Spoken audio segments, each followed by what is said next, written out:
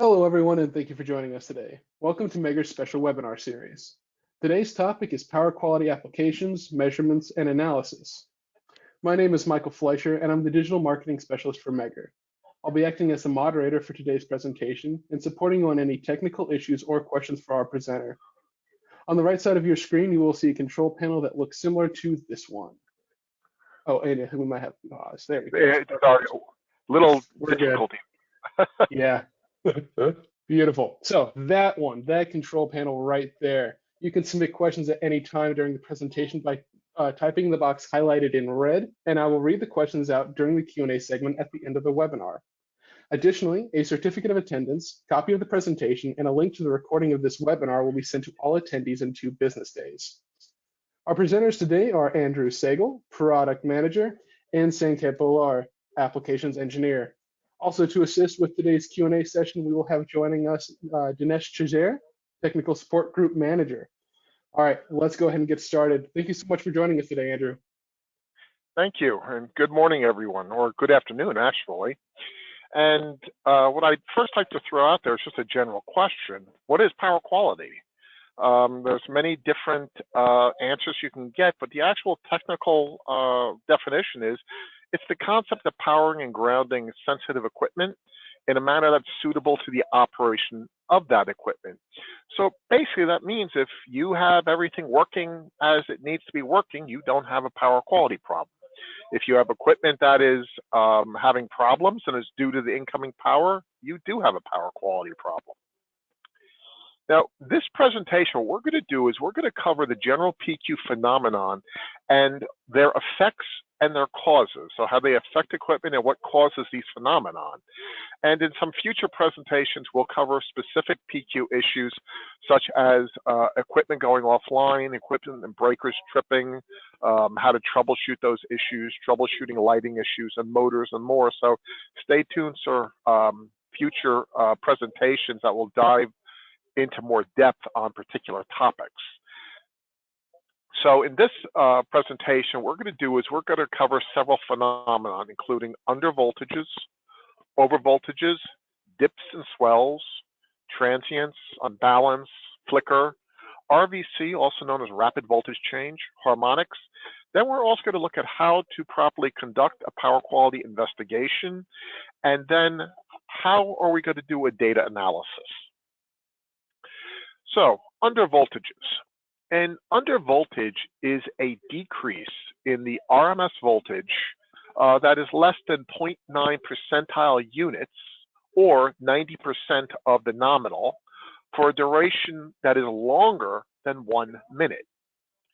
So what does this do? Well, when we get undervoltages, the most common effect it's going to have is it is going to cause heating effects in motors.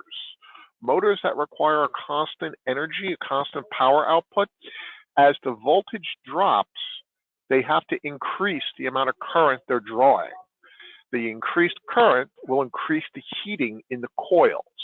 So undervoltages can be detrimental to motors. In lighting systems, you can see things like incandescent lights. Obviously, we know they dim when that happens.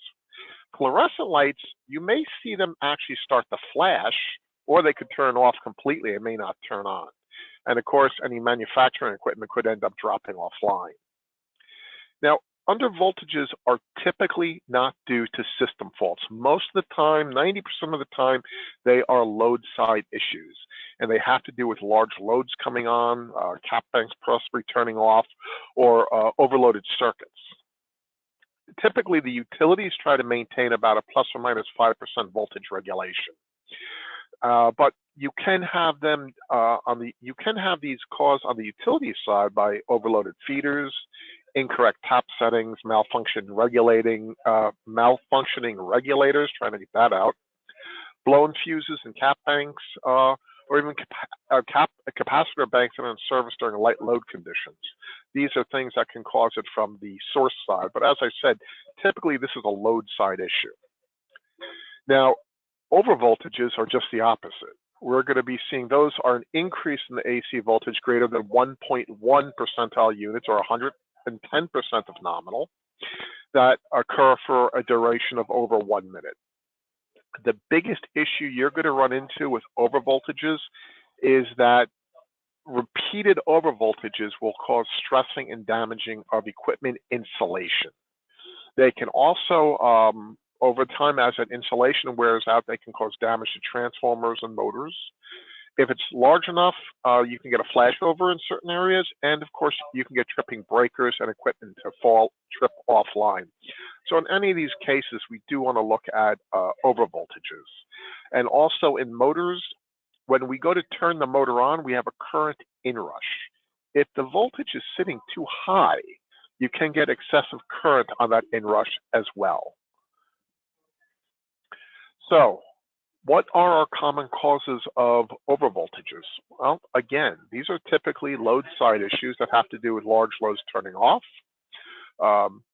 You can also have issues with solar panels. When solar panels are put onto the system, if you don't have good voltage regulation, you can end up having overvoltage conditions on that system. And again, other potential overvoltage causes can include incorrect tap settings on transformers, resonance, and also in delta systems you can get this, because if you have a sag or a fault on one leg of the delta, what will happen is the other two will rise up. So you can end up with overvoltages there. And also with long cable runs.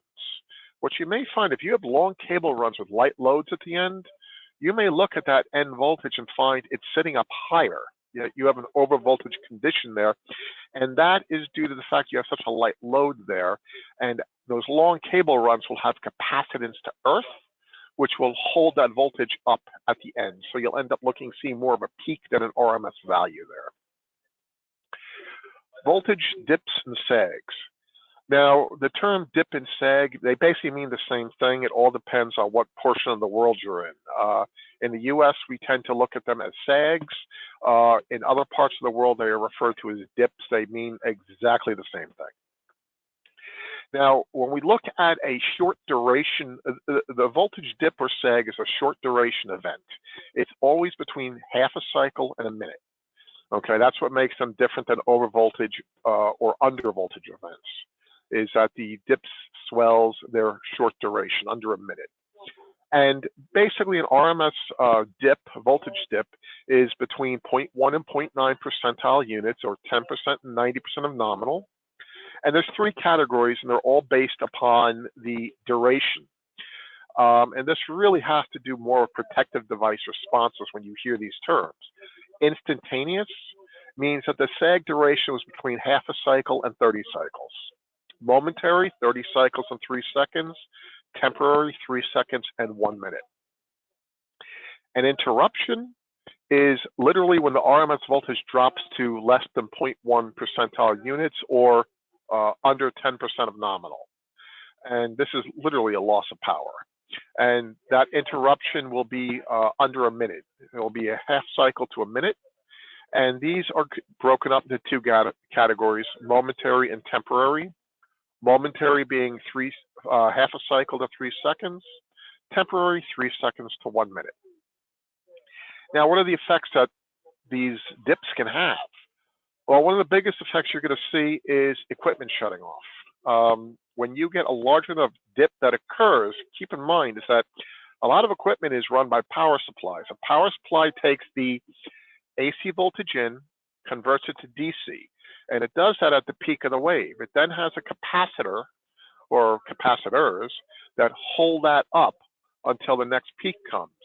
If your dip occurs and it has sufficient magnitude and duration that capacitor starts to discharge, then the power or the voltage that's supplying the equipment will dip down and can trip offline. Okay, so this is how it can cause equipment to trip off. It can also cause changes in speed of equipment, and of course, dimming of lights.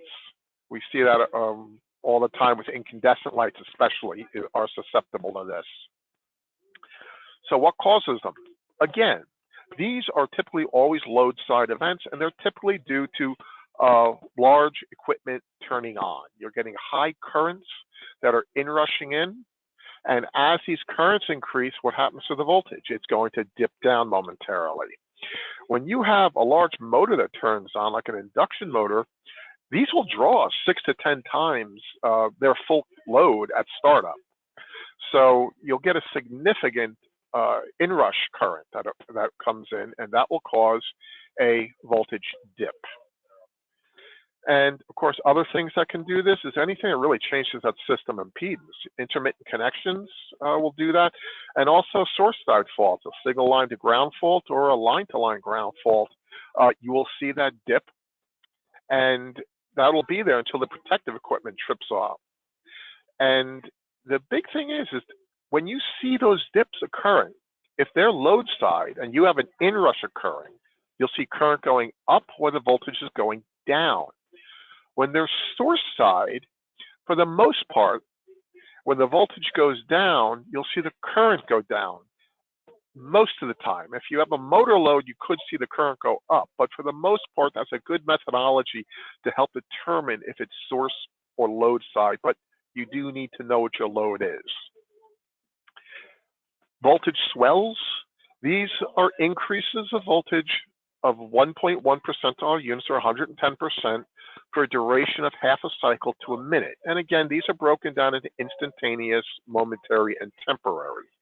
And again, these can cause problems with equipment tripping offline, tripping breakers, relay switching, and of course, lighting problems. You'll see the lights swelling, the light out of the light. And repeated swells will also have impacts on your insulation as well that can affect transformers, cables, switch gears, things of that nature. So what causes voltage swells? Again, these are pretty much load changes, switching off of large loads, switching on to cap banks, and again, the source side faults. And again, these are much less common than sags. Sags are the most common problem we'll see in power quality. Swells are rarer than them. But again, a signal line to ground fault on a delta, keep in mind, when that one line goes down, when the one phase goes down, the other phases go up. So this will create a swell until the protection equipment kicks in. Now, let's go into other things such as transients. Now, the difference of transient is a very short duration event, okay? And there's basically two different types. So typically sub-cycle events are going to be less than a cycle. And there's basically two different types. We have the oscillatory transient, which we see on the upper image here.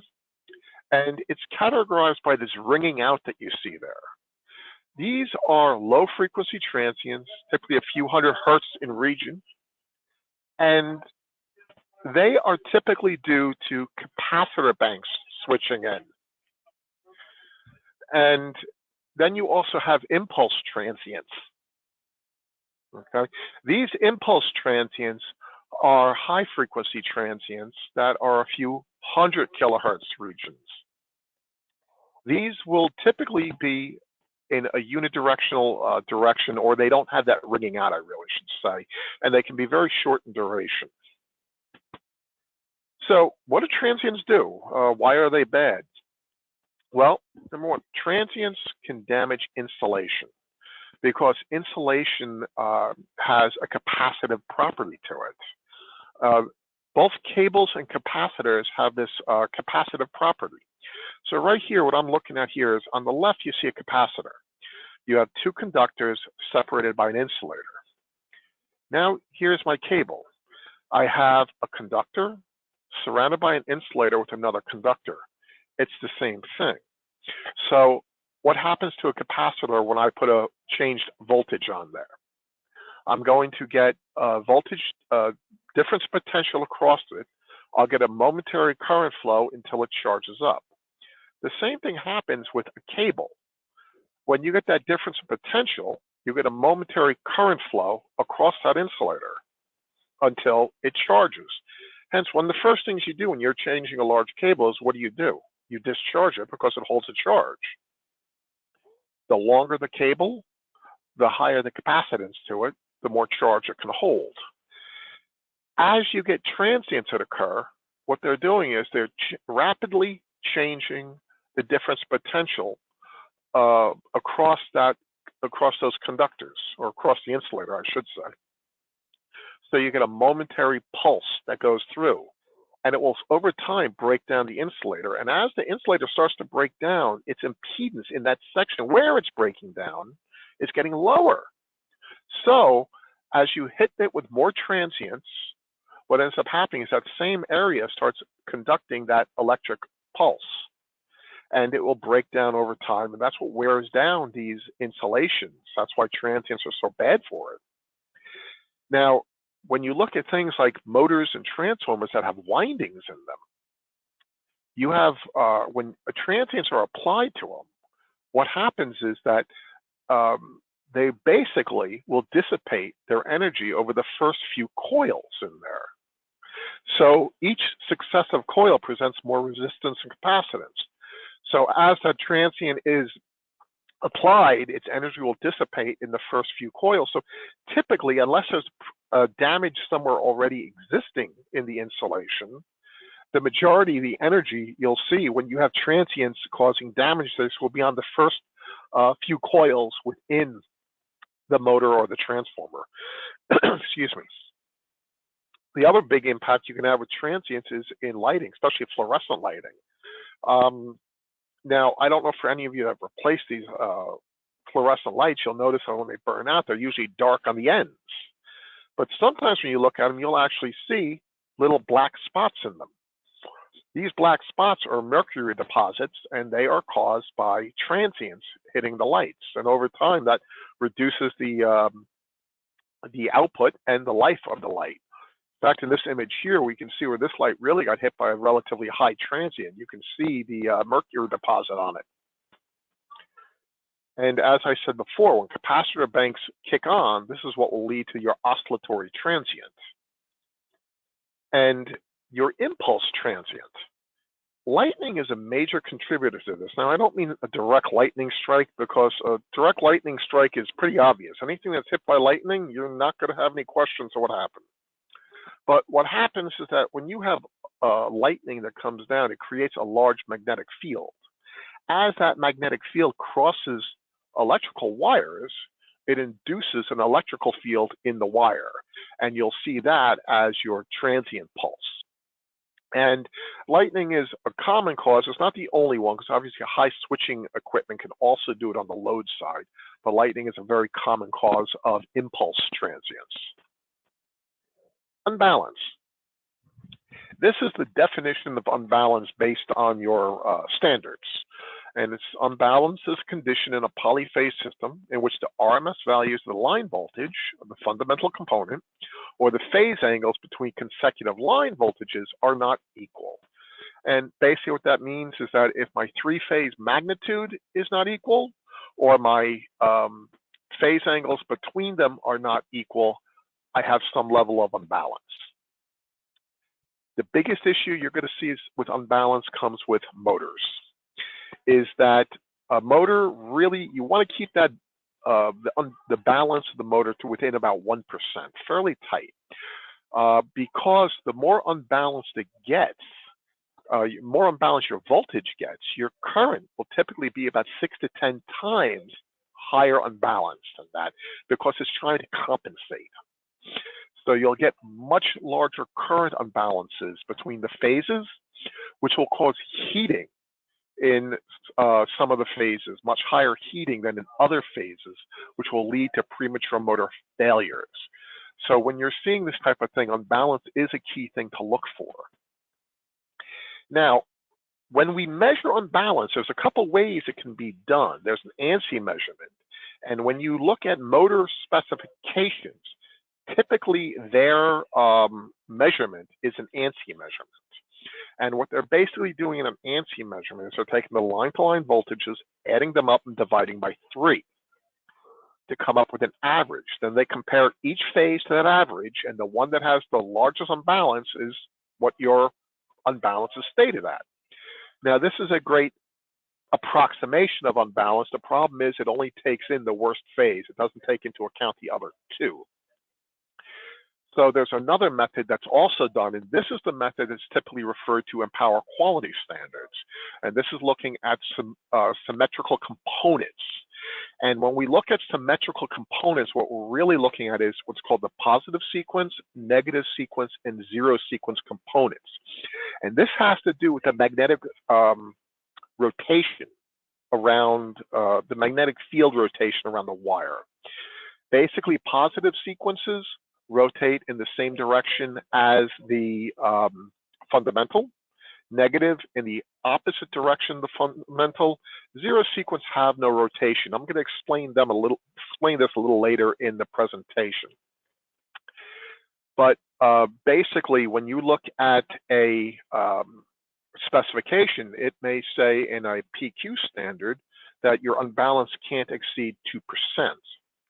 What they're referring to is your negative sequence factor, which is the negative sequence compared to the positive sequence times 100.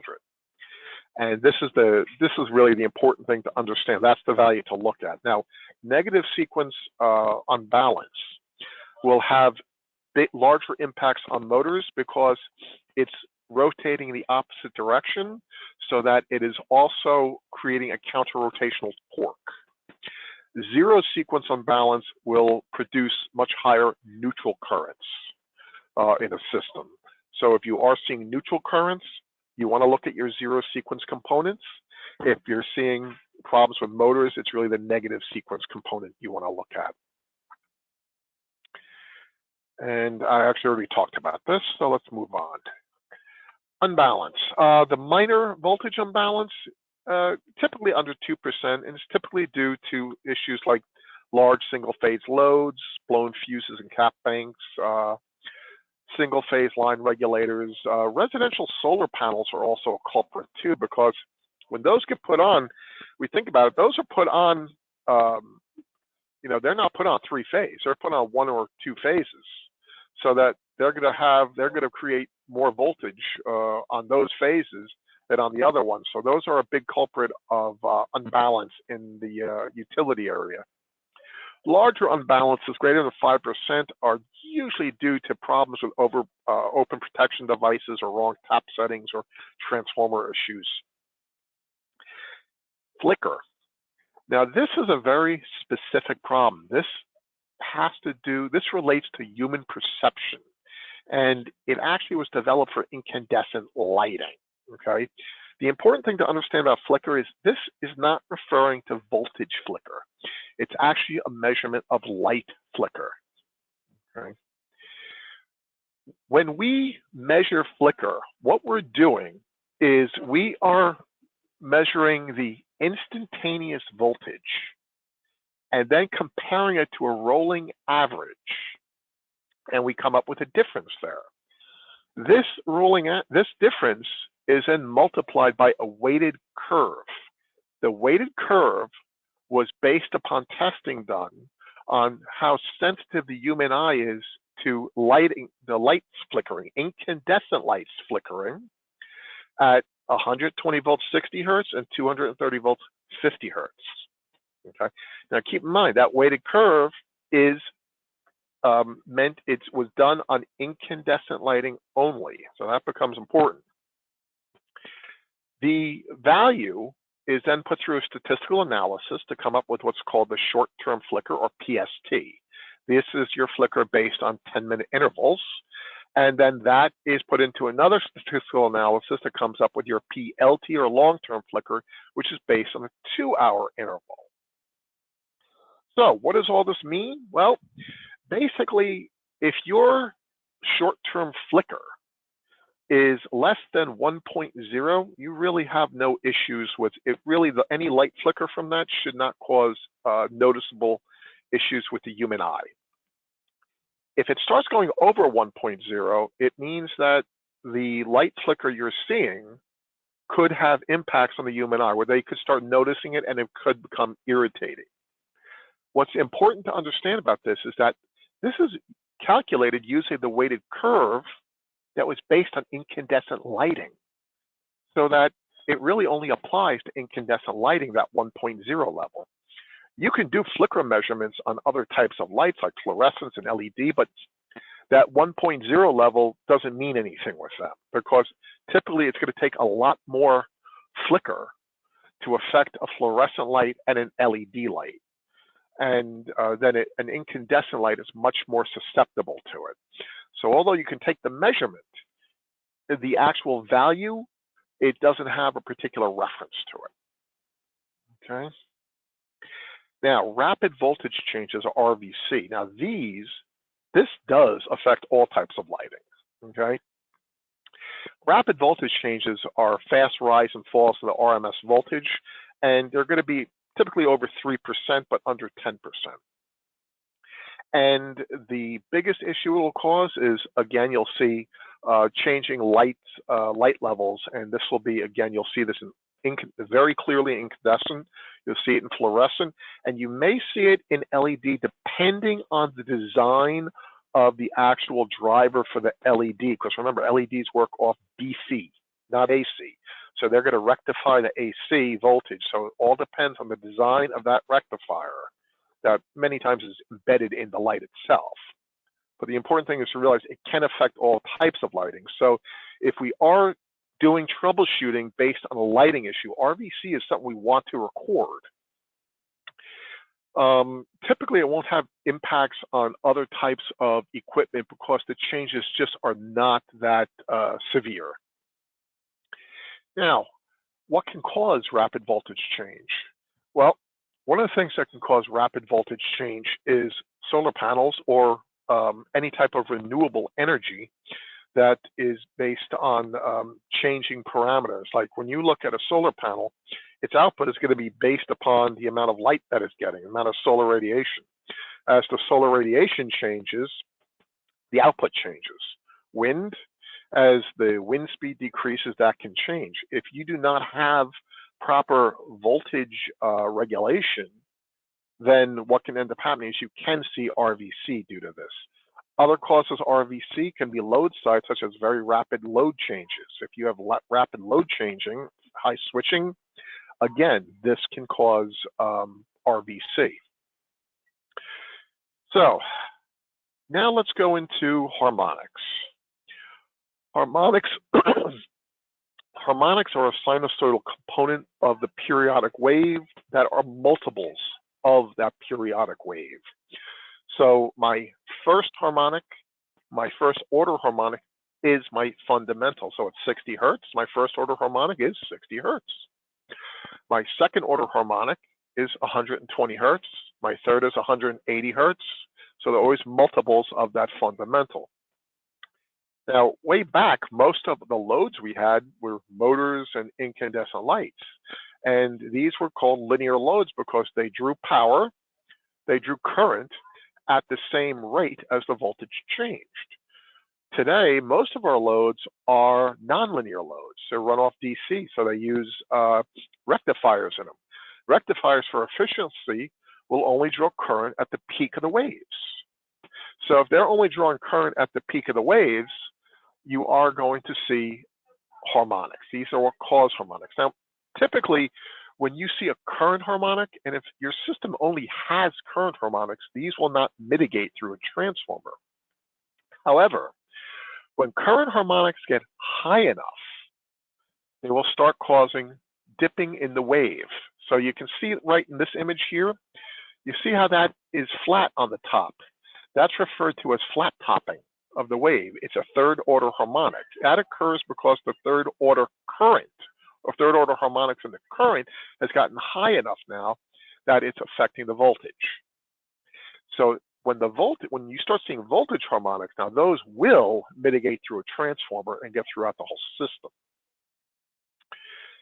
So how do we categorize harmonics? Well, there's a couple different methods. One, you can look at odd, even, and triplet harmonics. Well, odd harmonics are obviously those with odd numbers, 1, 3, 5. And those are normal. These are what we would expect to see on a system. They are symmetrical and, like I said, normal. When you look at even harmonics, 2, 4, 6, these are not symmetrical harmonics, and they're not normal on the system. You should not have extreme high levels of these. These should be relatively small. If you see high levels of even harmonics, this is an indicator that you may have a faulty rectifier on the system, and it's not fully rectifying the waveform plus and minus. So this is why you've seen asymmetrical waveform. You also have triplets, or these are odd harmonics that are multiples of 3. These have a property that they don't cancel out. Now, different harmonics have different frequencies, and as you add up frequencies, they will tend to cancel. Triplets don't cancel. Their peaks line up, so they add together. So as you get these triplet harmonics, 3, 9, 15, what these will do is they'll add up on the neutral line and create high neutral currents. Okay, so this is one way we can categorize harmonics. Another way to categorize harmonics is by their sequence components. And again, this has to do with that magnetic rotation around the wire. Positive sequence rotate in the same way. The magnetic field rotates in the same rotational manner as the fundamental. Negative sequence are opposite. Zero sequence have no rotation. Okay, and if we look here, what you can see here is the first order harmonic, which is in blue, is the fundamental, and that's a positive sequence. The second order is a negative sequence. The third is a 0, and you see the pattern just repeats. Fourth is positive, fifth is negative, sixth is 0. And one of the key issues here, again, is when you're dealing with a motor or any rotational equipment, negative sequence harmonics create magnetic fields that oppose the direction of torque. So they can create issues like vibrations in motors and things. So that's an important thing to look at when troubleshooting a motor, is to make sure that your negative sequence harmonics are not excessive if you're having motor problems. It's something to look for. Now, when I say phase rotation, of course, I've been talking about the rotation of the magnetic field. And it's difficult to explain at times, but I think this sort of does a good method of explaining it. Is if you look at this circuit, this phasor diagram, you'll see I have phase A, B, and C labeled. And phase A, you see it's at 0, B is at 120, and C is at 240. If I keep going around in a counterclockwise motion, it then goes to 360, B goes to 480, C goes to 600, and these are all the same angles. I'm just going round and round. So when I look at my first order harmonic, looking down at the table, phase A is at 0, phase B is at 120, phase C is at 240. So I'm going A, B, C. It's a positive sequence. Let's look at our fifth order harmonic, where I'm going to multiply each by 5. So 0 times 5 is 0, 120 times 5 is 600, and 5 times 2 is 40 is 1200. So I'm looking at 0, 600, 1200. We go to the phasor diagram, take a look. You have 0 is phase A, 600 is phase C, 1200 is B. So I have an ACB rotation, negative sequence. If I look at my third order harmonic, 3 times 0 is 3, 3 times 120, 360, 3 times 240, 720. I have 0, 360, and 720. They're all A. I have no rotation, so it's a 0 sequence. So this is what we mean by positive sequence, negative sequence, and 0 sequence. So why are harmonics problems? Well, they create heating effects. And the main reason is they create eddy currents. And what happens is that when I have a current passing through a wire, an alternating current passing through a wire, it creates an alternating magnetic field. Now, in turn, that alternating magnetic field cuts the wire and creates circular currents within that wire, which are known as eddy currents. Those eddy currents create their own magnetic field, which is in opposition of the magnetic field of the fundamental current coming through it. So it creates a resistance to it. And what it will actually do, those eddy currents, is because they're creating a resistance to the flow, they're going to be pushing the current flowing through the wire toward the outside of the wire. So the majority of the current will flow toward the outside of the wire. This creates what's called skin effect. Now, if you're working with pure DC, you don't have any skin effect. You're using the entire cross-sectional area of the wire. As you start working with AC, you start getting eddy currents developing due to the alternating currents. And so you do have skin effect that happens. At low frequencies, it's minimal. But as we start getting higher and higher in frequency, so as you get higher frequency harmonics, your skin effect increases, which means you're using less and less cross-sectional area of the wire, which means it's going to get hotter. So when we're looking at things that are heating up, we do want to look at the higher order harmonics and see what do they look like. Okay, and one of the things we can look at is called K factor, which I'm not going to get into in this presentation. That will be more in a future presentation.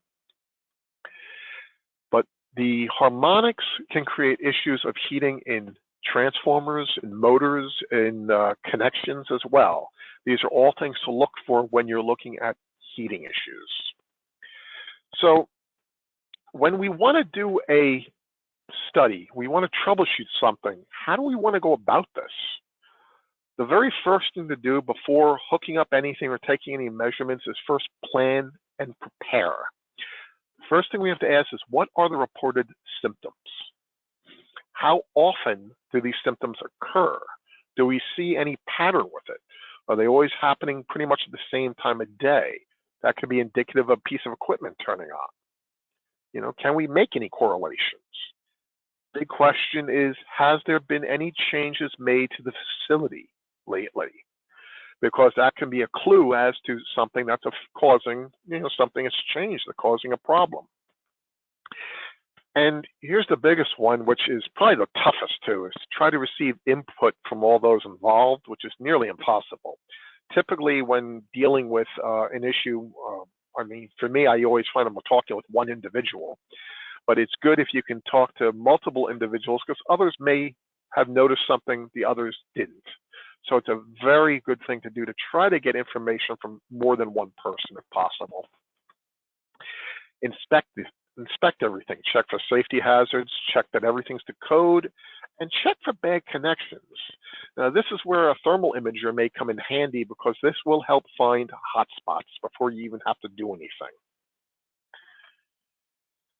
Now, we're going to want to hook a monitor to it. Okay, so the first thing is we need to select a location. Where are you going to connect it? Well, if you're troubleshooting a piece of equipment that's tripping offline, or a particular piece of equipment is having a problem, a motor not coming up to full power, you want to try to get as close to that piece of equipment as possible so you can see what power, what voltage and current that particular equipment is seeing. The further away you get from it, the less representative it is. So we want to get as close as we can. Now, if it's a facility problem, or we're not sure what's going on, we can go to the point of common coupling, which is where the utility power comes into the facility. And that is where we would take the measurement at that point. We also want to take the environment into account, okay? You want to verify your instrument is rated for the proper temperature, moisture, and humidity levels, okay? And you want to also make sure that your transducers you're using, your current clamps, also have the proper rating, okay?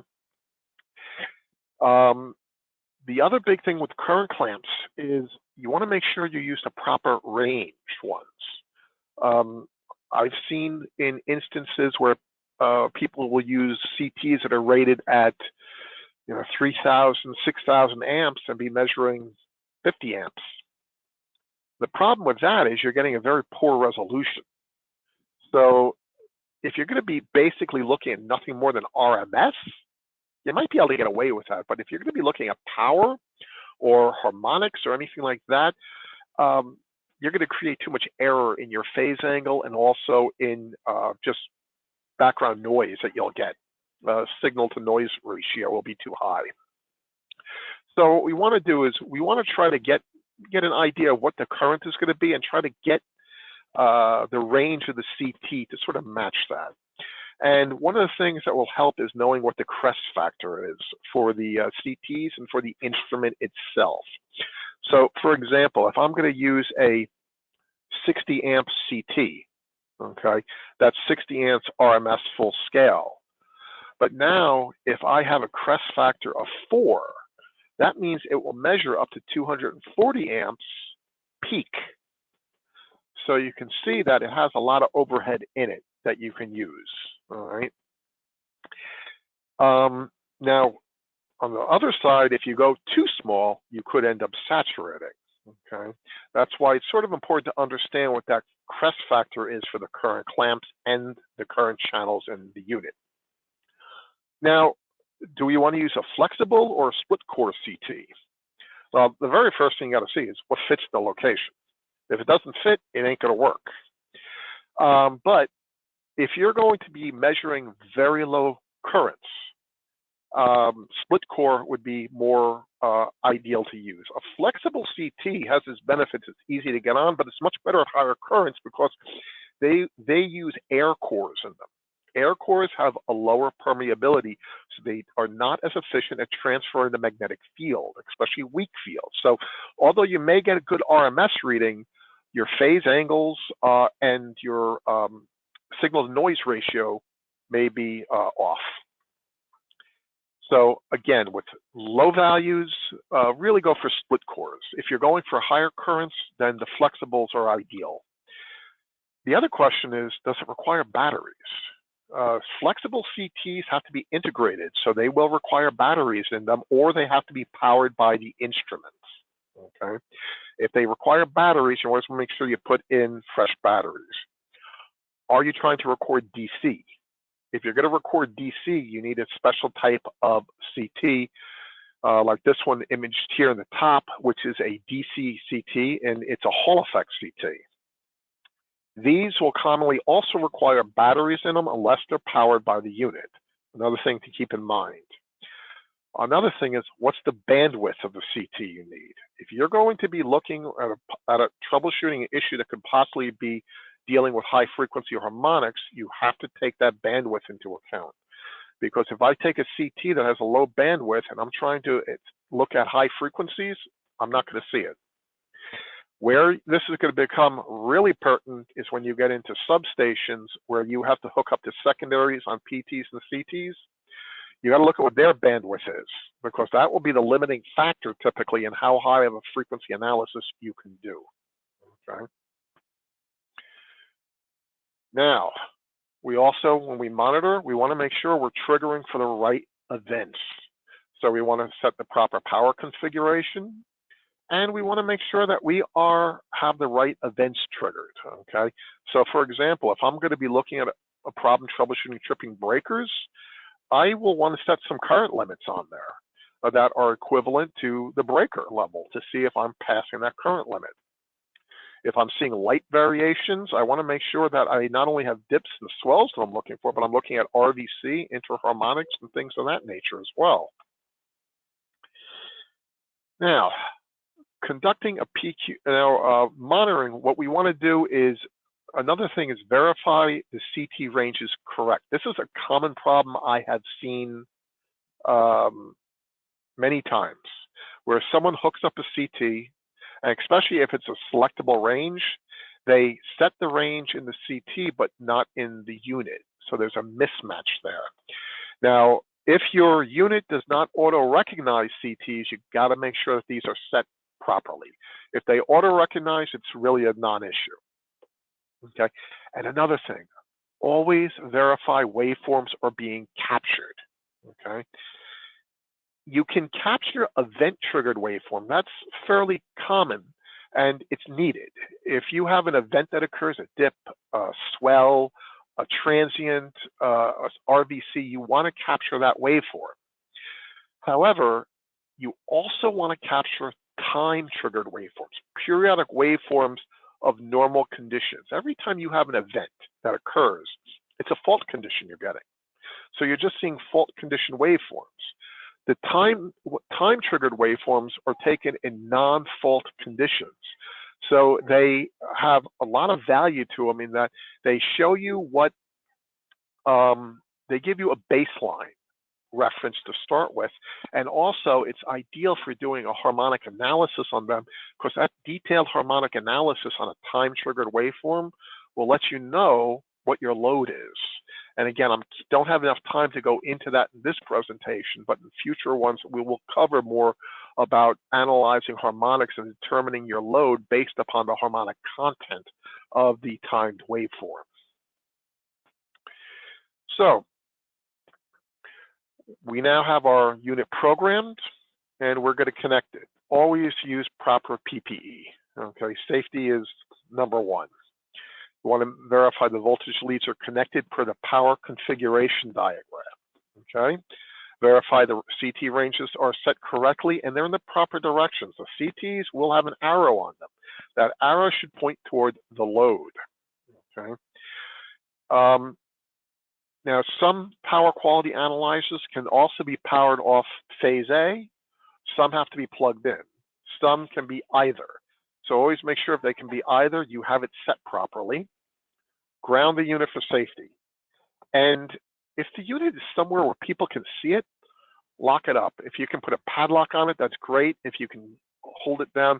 Otherwise, we've had many instances where people have put units out and the units have not been there when they got back because they were in plain sight.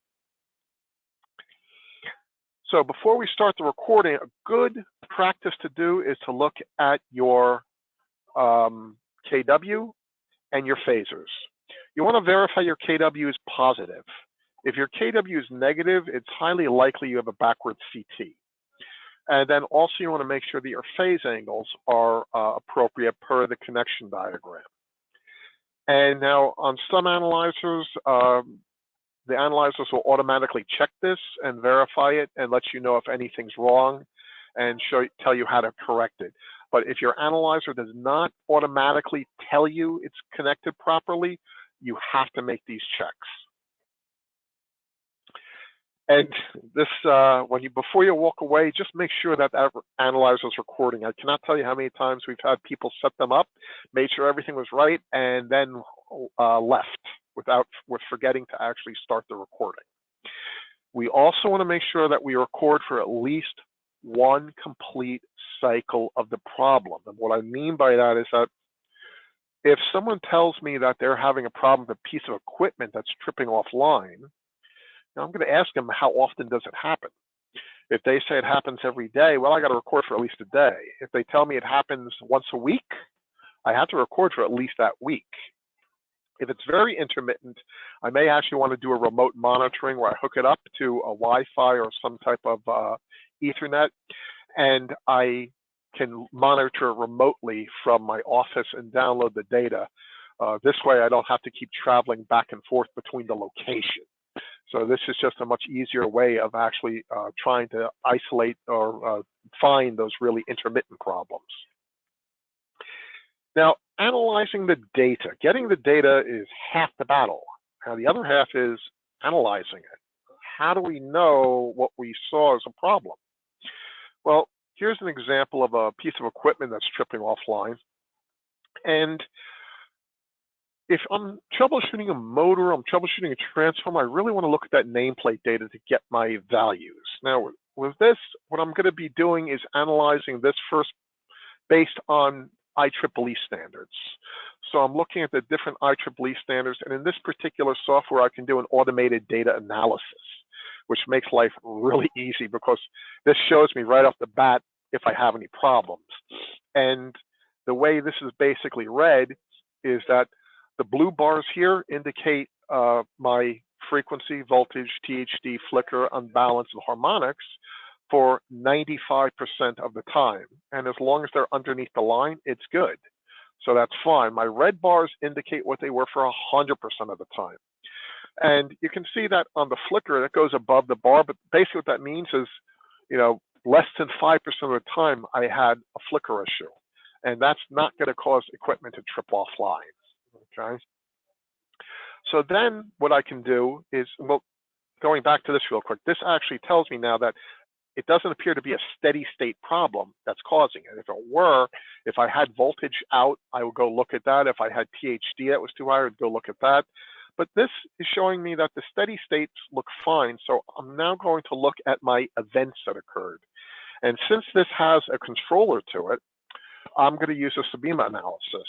And basically what I'm going to do here when I look at this is this chart plots all my events. And I have 3 sections in here. Okay, I have the no interruption in function. So any events that are within this area are okay. They shouldn't cause a problem. I then have this prohibited region. This region here, if I have an event that occurs here, not only could it trip a piece of equipment offline, but it could damage that equipment. Then I have this no damage region, which means an event that occurs here could trip the equipment off, but it shouldn't damage it. And you can see I have multiple events that occur here.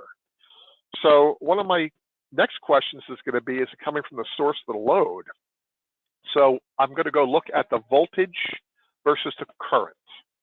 And here, what I'm going to see is that now this, in a normal condition here, non-faulted condition, I can see that I'm getting a voltage sag that occurs, well, not really a sag, the voltage goes down a little as the current goes up. This would indicate this is a load turning on, pulling the voltage down slightly, but this isn't what caused my trip. If I go to look at where the trip occurred, I can see that it's a voltage dip that I'm seeing right there, but I really don't see any significant change in the current. This would be indicative that the problem's coming from the source side. It's upstream. So then what I want to do is take a look. Is this a polyphase event or a single phase event? And when I zoom in, it's interesting. The 2 events that really I'm seeing here, one is multiple phase, and the other is a single phase. So it looks like I'm seeing a couple different things happening here. And when I go look at the waveforms associated with them, I can really see that much more clearly. And basically what the problem is there's equipment coming on upstream of this that's creating voltage dips that is affecting this equipment. So this equipment needed to be isolated from it. And again, this is a relatively brief discussion of the phenomena, general overview. And in future discussions, we'll be getting into things in much more detail. And basically, I'd like to thank you for attending this portion of the presentation. Yeah, excellent. I'm going to send this over to Sanket real quick for his portion. Are you ready, Sanket?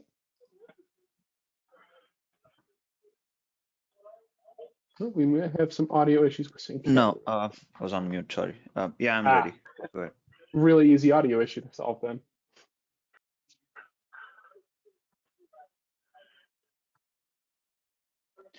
All right. Okay, so let's get started with this section of the presentation. So Andy covered the power quality bit, and he went through all these topics. Now here we are basically going to talk about the MPQ 2000, and for those of you who own the MPQ 2000, how to use it to do power quality analysis. And, for those of you who are interested, you still you can still read the presentation, and you'd be able to see how we can use the MPQ 2000. So the presentation is divided up into these 4 sections. We'll start off with a short introduction to the MPQ 2000. We are going to look at the different capabilities of the instrument. We are going to familiarize ourselves with the instrument in the 3rd section, and eventually in the 4th section, we're going to see how do we use the MPQ 2000 to do a power quality analysis or a power quality study. So let's get into the first section.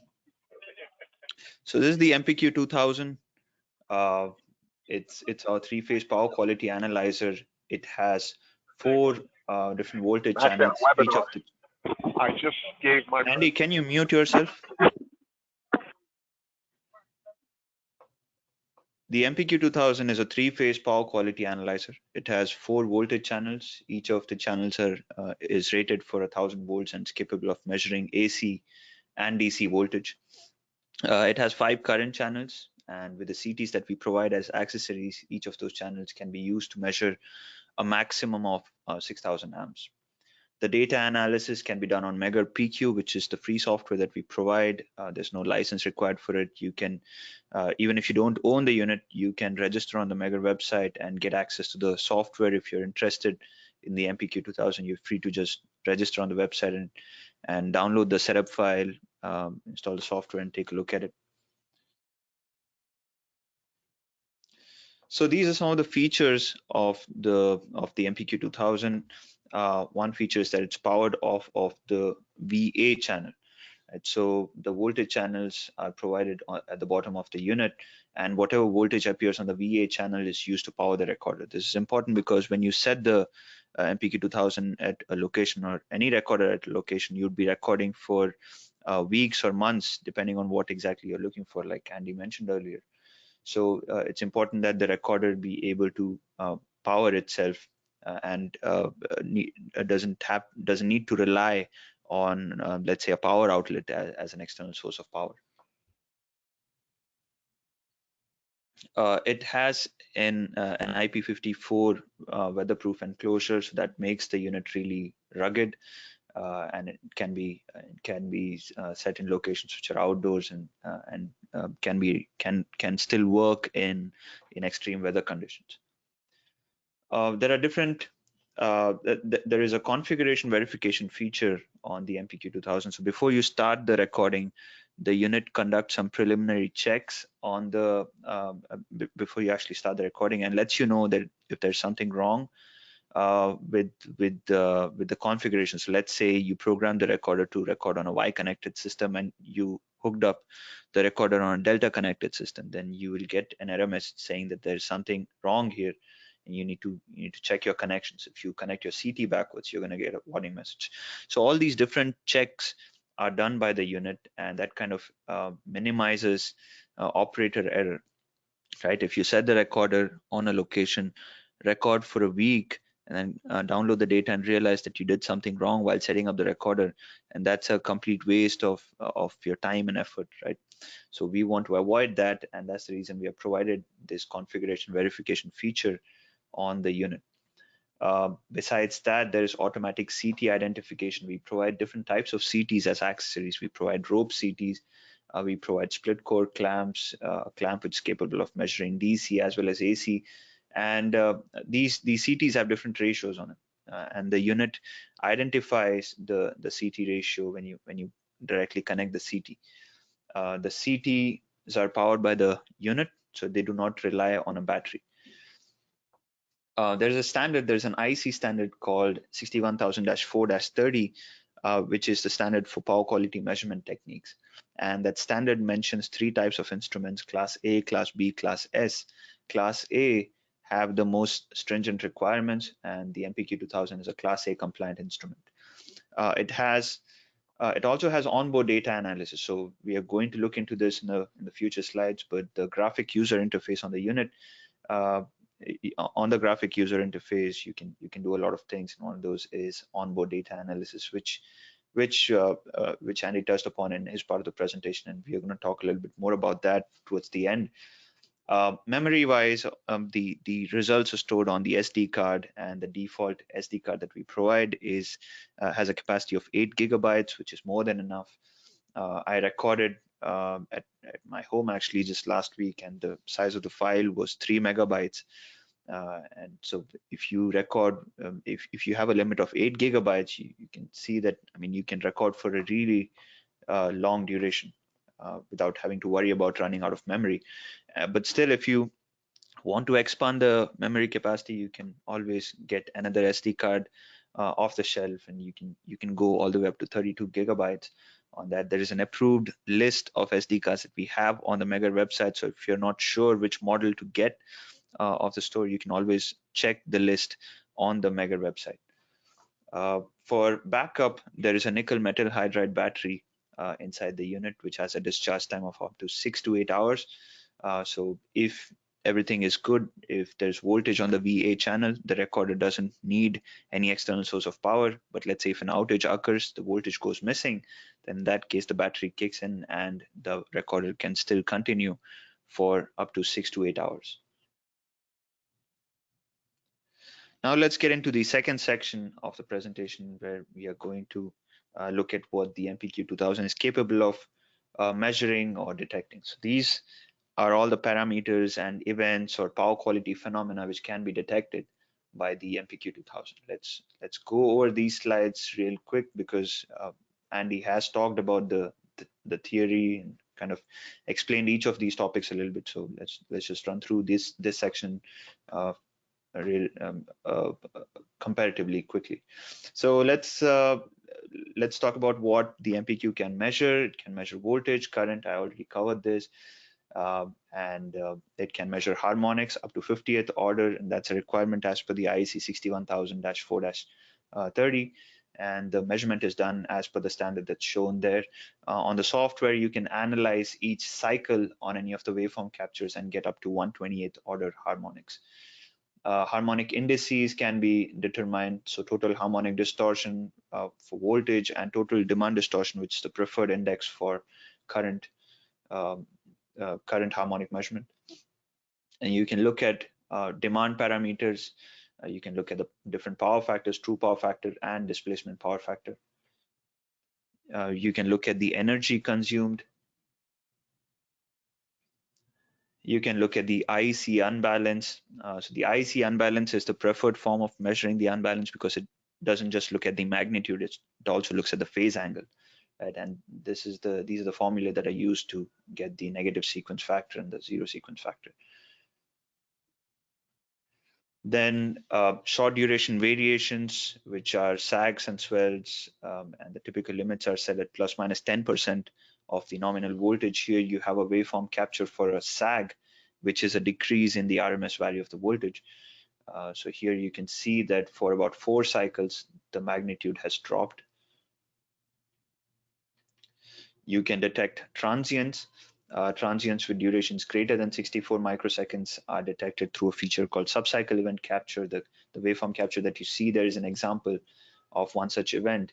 And then you have shorter duration events called electrical fast transients, which can be detected using a different circuit, using a separate circuit, which utilizes a sampling rate of 1 million samples per second. So it's a much higher sampling rate, and it helps the MPQ 2000 detect EFTs or VFTs, very fast transients. Other power quality phenomena include phase deviation events, where the phase angles deviate from the nominal angles, mains signaling, where it's detection of high frequency signals sent over power line carriers, rapid voltage change events, which are kind of similar to sags and swells, where there's a change in the RMS voltage.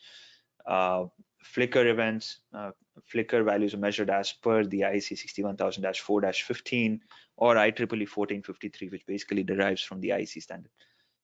And you can get short-term, long-term flicker values of the terms that Andy covered in his part. So let's get into the next section where we get to know the instrument, right? So we talked about power quality, and Andy covered the theory bit. Let's get into the instrument now in this part of the presentation. So how does the MPQ 2000 function? The basic signals which it relies on is voltage and current, right? So here is it's kind of a relationship between the different parameters. So voltage and current are what are measured, and from that it derives all these other parameters. So let's take one waveform capture from the MPQ 2000 and kind of zoom into a small section of the waveform capture. We can kind of break this up into different data points, and each data point is captured every 64 microseconds, and that's because the sampling rate is 256 samples per cycle. So we are basically measuring 256 instantaneous values every cycle, and the RMS value is calculated every cycle. The IEC 61000-4-30 gives the requirements, and one of the requirements is for the RMS measurement interval, which is 200 milliseconds. So that's supposed to be the measurement interval for RMS value measurement. So all of these values that are calculated over every cycle, they need to be aggregated to give you a 12 cycle measurement value. And that's the requirement as per the standards. for sag swell evaluation to detect when a sag or a swell starts and when a sag or a swell ends. The RMS value that's considered for that is RMS over one cycle updated every half cycle. Now, what does that mean? It means that for event detection, like sags and swell detection, what it looks at is the RMS over one cycle, which would be this particular cycle, updated every half cycle. So as it moves forward by one half cycle, it again looks at the RMS value measured over the cycle that's there.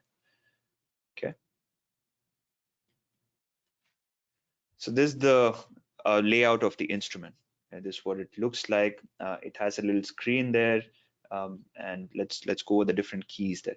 The screen is not touch screen, and the reason why it's not touch screen is because typically the people who use this out out on the field would be wearing gloves for protection, so it's very difficult to use a touchscreen interface with those gloves on. That's why we haven't provided a touchscreen here, and we have provided hard keys so that you do not accidentally press the wrong button. So if you press a button intentionally, only then will that option get selected. So let's go over each of these keys. So first we have the home key, which takes you to the home screen. Home screen is the screen that comes up when you first power on the unit, and we're going to take a look at that in the next slide. About key gives you information on the instrument, so information like the serial number, the calibration date, the firmware version, all of that is displayed when you hit that key. The record key is used to start the recording. There's a switch here which has two positions. There's aux and there's VA. In the aux position, the battery relies on an external source of power. So you would need to connect the power cord to the recorder and connect it to a power outlet.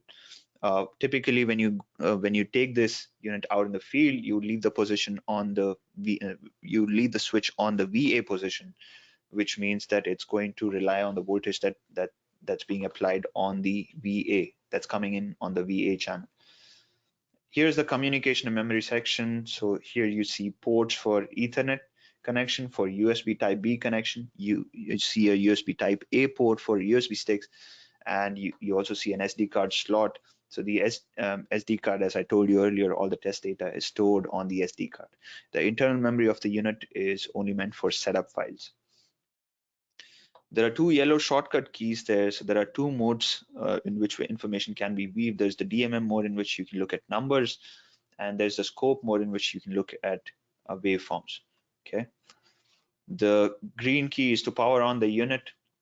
The key of the bar graphs is the analyze button. So here, if you hit that button, you can analyze the data statistically with the help of the templates that are there on the inside the unit. The back key takes you to the previous screen. You have navigation keys to move between different screens, different options. You have the return key or the enter key to select any option. So that was the layout of the instrument. Now let's take a look at the graphic user interface. Let's go over each of these options. I'm not going to take you through each and every screen. This is not a full-fledged training, so we're going to keep things brief here. Let's look at what each of these options are. And weave data is the first option. And now here you can weave the data that's stored on the instrument. By default, the file names that are assigned are test followed by the number. Now, if you want to rename those files, and you will see on the screen that there is a rename option over here. On each and every screen, you will see prompts, little prompts at the bottom, and you can follow those prompts if you want to play around with the unit.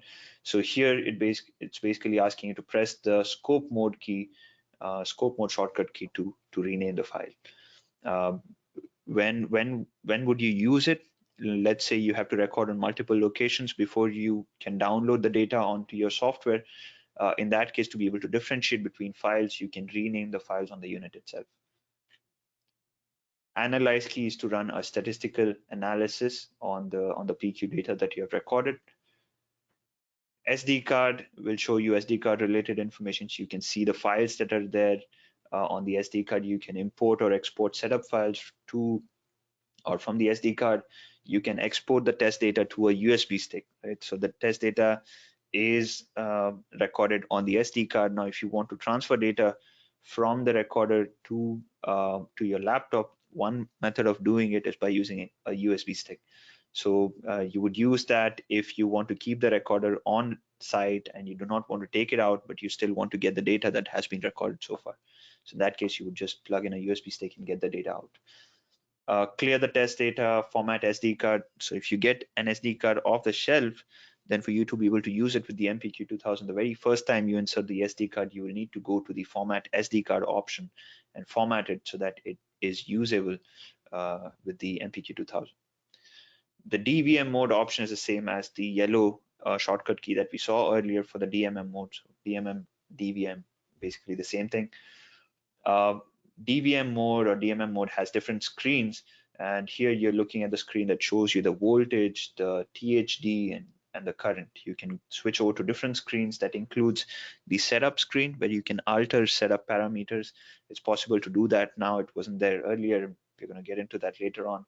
But there is a screen now under the DMM mode for just for setting up the recorder. And the other tabs include power screens, harmonic screen, flicker screen, unbalance. So you can go through all of those screens if you have the unit. The scope mode screen shows you the waveform, the live waveform.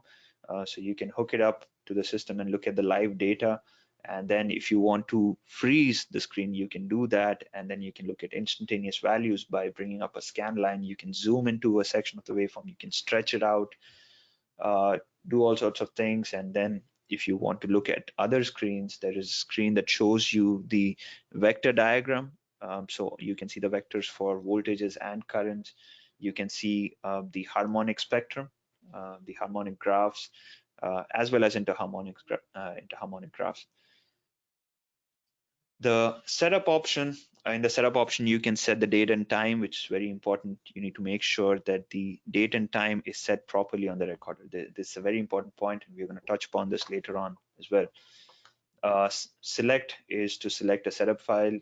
The unit has default setup files in it, and also you can create custom setup files and save it on the recorder. You can delete setup files, and under preferences, you can select the colors of the traces that appear in the scope mode. You can increase the thickness of the lines. You can enable the recorder to shut down if it's been inactive for a certain amount of time. And then if you go into the USB option, all these options that you see are pretty similar to the SD card option. The help option brings up information on the instrument. It'll show you the serial number and all of that, and it has a shortcut key. The key with the question mark that we saw earlier is the same as the help option. Now let's look at the software layouts. The way the software is laid out, it's pretty similar to the software that we had for the predecessor of the MPQ2000, which was the PA9 Plus. So people who use the PA9 Plus would kind of find this software a little familiar. So the way the icons are laid out, and before we get into the icons, let me just show you this. When you install the software, make sure that you select the MPQ2000 here, and over here you have a tab which shows you, or there are 3 tabs over here. It says data, default, custom. Data is where all the data files appear. Default is where the default setup files appear, and custom is where the custom setup files appear. Now let's go over each of these icons. So you have these icons which you would be using mostly, and these icons have been laid out in the order in which you'd be using them. So first you'd be creating the setup file, right? Once you've created the setup file, you would program the recorder with it. And then you would install the recorder on location, the recorder would record, and after the recording is complete, you would download the data. Now, if you want to connect the instrument to your laptop, you can do so, and then you can click on verify connection to verify that it's communicating. You can bring up the remote screen where it shows you some things like the live information. You can start the recording remotely. You can look at the serial number, the hardware version, and all of that. These options are related to data analysis, right? So once you've downloaded the data, you want to analyze the data, you can do so by creating reports. You can create charts. You can do a statistical analysis. If you want to export the data, some of the parameters to an Excel format, you can do so by using the export to Excel option. Now let's get into the final section of the presentation, which is steps in how to use the MPQ2000, right? So these are the steps. and you would start off by creating a setup file. Then you would program the recorder. You would install the MPQ2000 on location. The recorder would record, and once the recording is complete, you would download the data from the unit, and then you would analyze the data on the Megger PQ software. And we are going to briefly go over each of these steps. This is the first step where you need to create a setup file on the software. Right. So how do you create a setup file? Excuse me. What you do is you click on create setup file and it brings up the basic screen. This is the basic PQ setup as it says here. You make some basic selections and you can select the type of test here. And what that does is it tweaks certain settings in the advanced section automatically without you having to get into the advanced section. So you have two ways. Either you can just make the basic selections here, hit save, and that's it. The job is done. You just need to program the recorder with it. Or if you want to be thorough, if you want to go over each and every parameter that's there in the setup file, you can go into the advanced section and you can look at all those things. Now, a third option that you have now is just, there's a bunch of default setup files which are provided on the unit as well as on the software.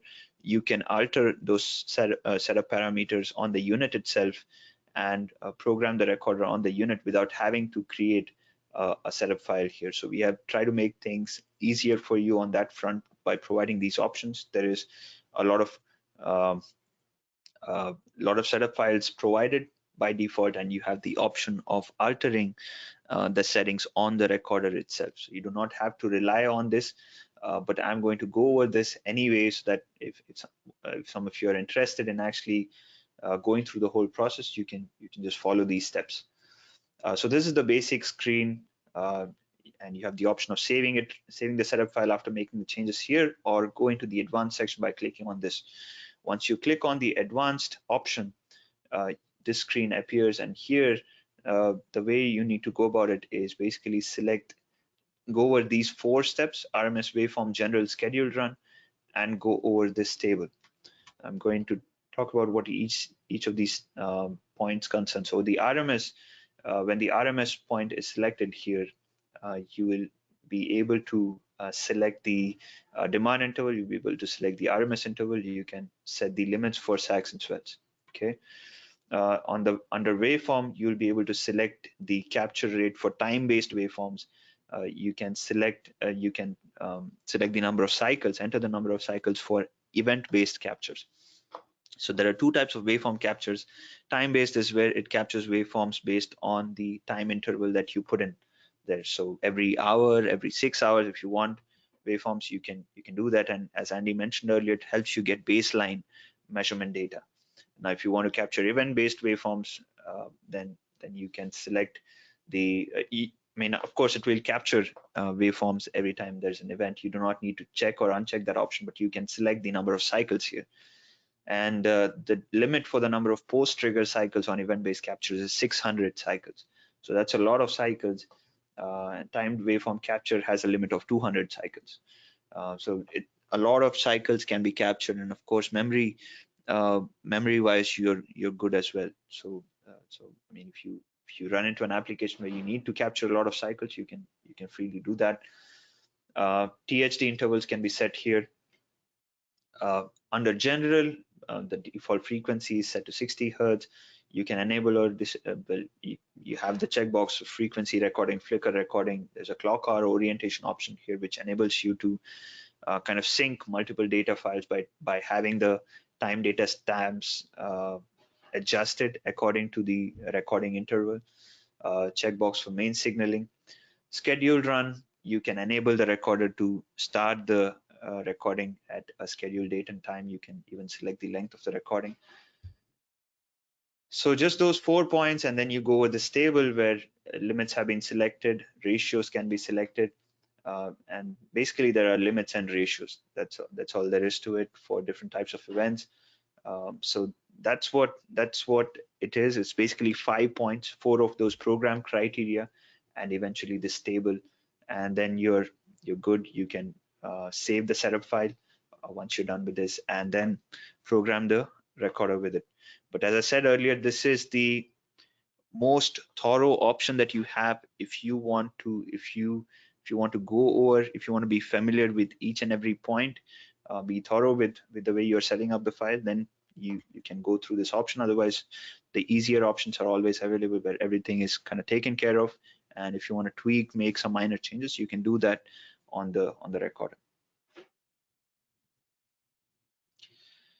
Communicating with the recorder. So you can communicate you can establish communication between the unit and the laptop, and the way of doing that on the software is either by an Ethernet cable or through a USB cable. Here I used a USB cable, and if you look at this on the top right, you will see a box which says COM16. So basically, when I connected the recorder to my laptop, it automatically detected the port number that was assigned to it, and then I can verify whether it's communicating with the unit by clicking on Verify Connection. And if the communication established is good, then I would be able to see the firmware version on the unit. Now, if I want to bring up the remote screen, then I can do that. Typically, you won't be using this, but just showing you what it would look like. Now here you can, as you can see, you can start the recording, you can weave information on the instrument, you can see the date and time, and as well as set the date and time on the recorder. You can clear the data from the recorder, you can see how much memory remains, what's the status on the battery, things like that. Okay, so that's how you communicate with the instrument. It's pretty straightforward. You do not need to make any changes. It automatically detects the unit. Programming the recorder.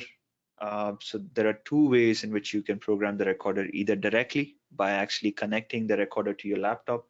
So you follow the step that we covered in the previous slide. You connect your recorder to the laptop, and then to program the recorder, you will either go with analyzer and load setup, or click on install setup file, which is the main option that's provided. Both of them are basically the same thing.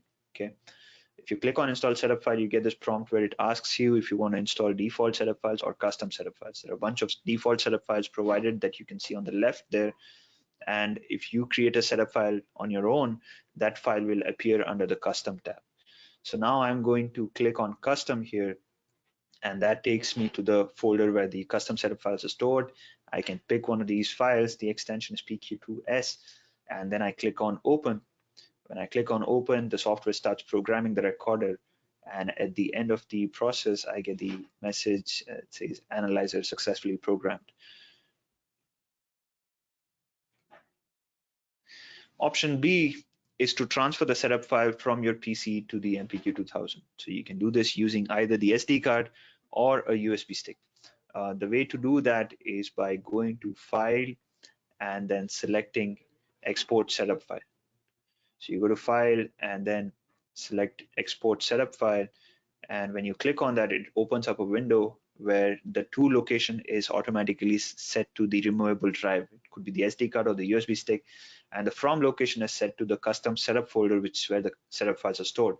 So you click on browse, and that opens up the custom setup folder, and there you can select the setup file that you want to program the recorder with. And then you click on OK, and it does the same thing. It converts the file into a binary format, and it's stored in the SD card or the USB stick. And then you can take that SD card or USB stick, insert it into the recorder, and then download the setup file from the USB stick or the SD card into the recorder. So that's one additional step that you need to go through if you do not program the recorder directly. Okay, so you need to download the setup file from the SD card into your recorder and then activate that setup file. Installing the MPQ2000, let's just go over these pointers, and Andy kind of covered some of these in his section. It's very important to get information on the asset prior to recording. So even before you go out there, just make sure that you have information. If you're recording on a transformer, make sure you know what the nameplate information is. The voltage rating, I mean, that would typically be clear, but you also need to find out what the rated current is, so that you can set the CT ratios accordingly, take the right CTs. Wear the necessary PPE gloves are important because you're working at high voltage levels, 480 volts, 600 volts. Make sure that you're wearing PP there. You can wear safety glasses too. Make sure that you're not that you have sufficient insulation on your shoes, on your footwear. You're not standing, uh, wearing light footwear and standing on wet ground. You avoid all of that. Make sure that safety is very important when it comes to this, especially because you're working with live voltage here. Connect the ground of the unit to the ground of the system. That helps you uh, measure, get reliable results. So make sure that the ground is connected there. Um, Go to the unbalanced screen. So we have the unbalanced screen, and I told you earlier that the unit runs multiple preliminary checks, and it lets you know if it sees something wrong. But if you do not want to completely rely on the unit, if you want to do some checks by yourself, you're welcome to go to the unbalanced screen, and here you can look at the vector information on the voltage and the current. And typically the loads are inductive in nature, so you will see the current vectors placed clockwise, placed at an angle clockwise with respect to the voltage angles. You'd be able to see what the phase rotation is. So it gives you a lot of information. So I would recommend going to the unbalanced screen, taking a look at it just so you can yourself verify that you have done the connections the right way. Check the date and time on the MPQ 2000. Make sure that it's set to the current date and time. That is very important because if you want to correlate an event with what happened outside of the asset, then it's very important that the event date and time be accurate. Okay. Simple things like make sure that the recorder is recording before you leave. Once you hit the record button, it switches over to the recording screen. It says recording on top. So when you see that recording screen, then you know that the recording has started, and now you're good to go. Once the MPQ 2000 has recorded the data, you can get the data off of the unit and transfer it into your laptop. There are two ways of doing it. Either do it directly by connecting your unit to your laptop. So this is option A, where you are downloading data directly from the recorder to your laptop. You can do that by clicking on Analyzer and then selecting Retrieve, or you can click on Download Data, which is the third step that's provided over there. When you click on that, the software attempts to communicate with the unit, and this window opens up, and you would be able to see the test files that are there on the unit. They would populate in that window over there. And those, as you can see, are default file names. If you had renamed those in the unit, then you would be able to see the names of those files. And you can, if you want to download one individual file, you can just click on test name to uncheck all the options and then select the test file that you want to download. And then you can also rename it, just as you can rename any file on your computer. Just click on it once, and you will be able to rename it. There are additional fields provided for the location on which the recording was done. You have two additional fields to add comments if you want. When you click on retrieve, it starts downloading the data, and once the download process is complete, it says data retrieved and converted successfully. You can click on OK, and to see if the data has been downloaded, you can click on Data on the left, and you'll be able to see the file under Data. Now let's look at option B. Option B is to transfer the data from the recorder to the laptop using an SD card or a USB stick. Now here, what we do is we click on File and then click on Import.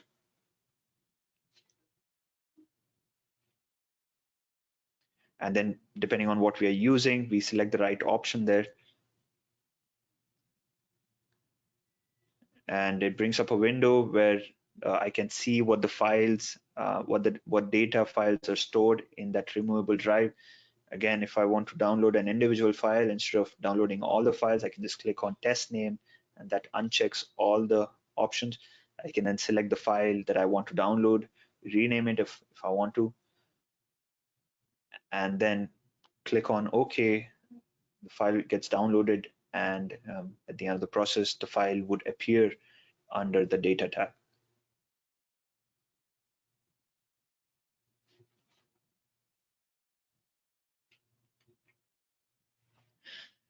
Now, let's get to the last part, which is analyzing data using the Megger PQ software.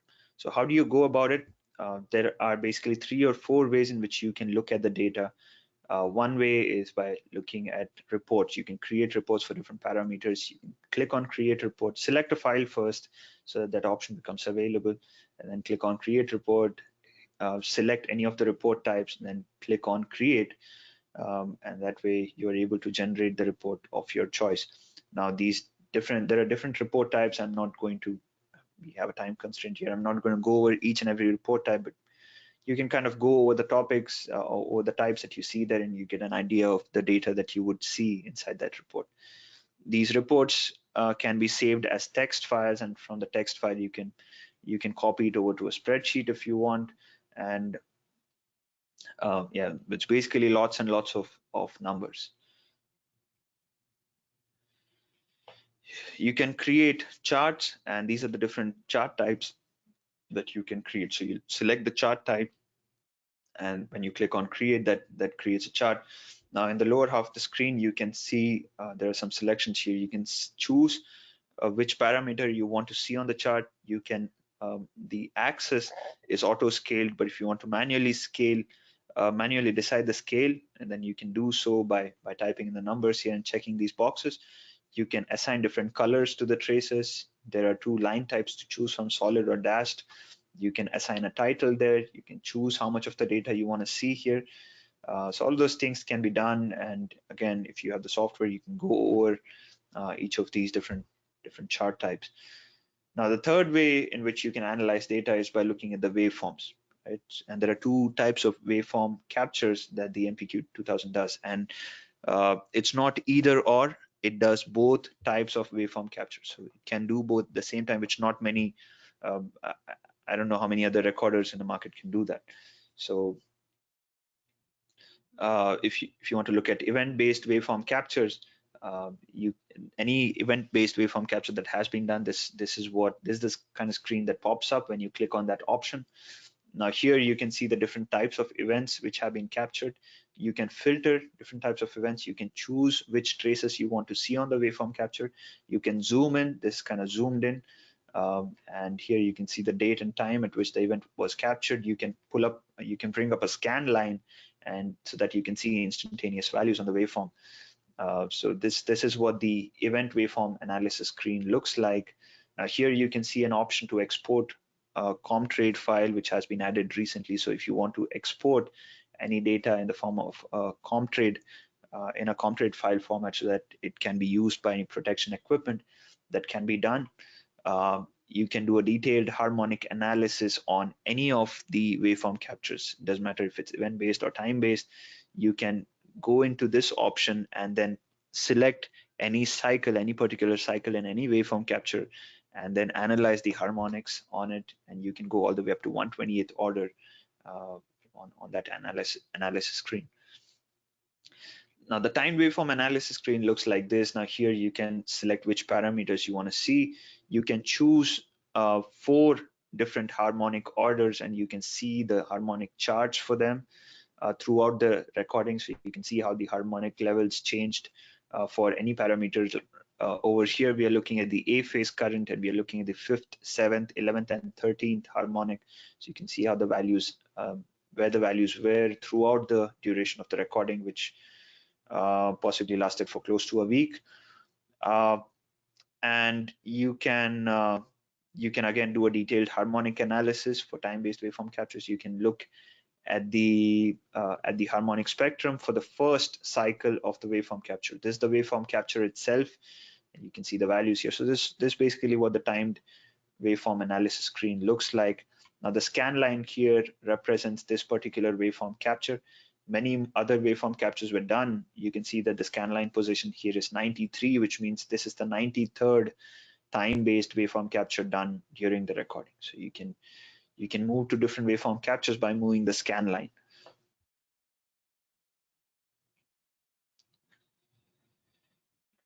Let's look at statistical analysis. So this is what the statistical analysis looks like. So the analyze button that you see here, if you click on that, this is the screen that you get. Now here you can, basically the way in which this is done is you analyze the data statistically. So you have all of these data points that you have gathered, and it's recommended to record for at least a week to be able to analyze the data in this manner to get a fair analysis. So you measure different parameters, right? You measure the voltage, frequency, you can measure unbalance, flicker, THD, and all of those parameters have been assigned limits. And there are two types of limits. There's narrow limit, there's wide limit. And so you have narrow band data and you have wide band data. Narrow band data can be called the majority of the data, and wide band data can be called the complete data, which is why wide limit is set at 100%, narrow limit is set at a 95%. So with this, what it means is that the narrow band data would be the data that's recorded over 95% of the week, or the 95th percentile of the data that's being recorded. This applies to different parameters, except frequency. For frequency, it's 99.5, but for all the other parameters, it is 95%. So there are predefined templates provided on the software. There are two templates that you can choose from, or you can create your own and save it, program it on the recorder as well. Now, if you hit analyze with a certain template, if you try to analyze a certain data, you get a screen like this. So in this screen, basically you get a single snapshot of the entire data recorded for a week, and then you can figure out where it's bad and which parameters are okay. So here you have these different parameters, and what's looking at is where does that data stand with respect to the limit. So the green limit represents the narrowband limit. And if there's a legend right here which says that green is the narrowband limit, the brown line is the wideband limit, the blue section of the graph is the narrowband value, and the brown section of the graph is the wideband value. So the narrowband value is the majority of the data, and you want that data to be under the green line, which is the limit for the majority of the data. And then you have wideband value, which is the complete data, and that data needs to be under the wideband limit, which is the limit for the complete data. So if the brown section of the graph exceeds the brown line, then it's a fail. If the blue section of the graph exceeds the green section, then it's a fail. For the data to have passed, for the recording to be a pass, the blue section needs to be under the green line, and the brown section needs to be under the brown line. So it kind of gives you a snapshot of the, if you are doing power quality evaluation at a site, then this is a good way to look at the data, look at the overall data. So it gives you a single graph where it shows you whether it's a pass or a fail.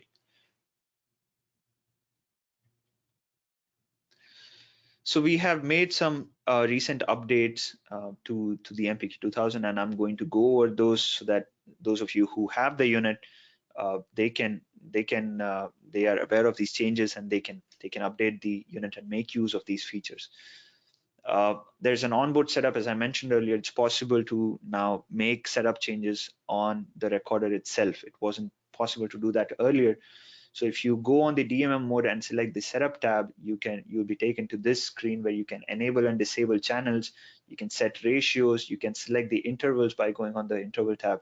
You can modify the default files, create your own. You can save the file that you've created on the recorder without having to rely on the software.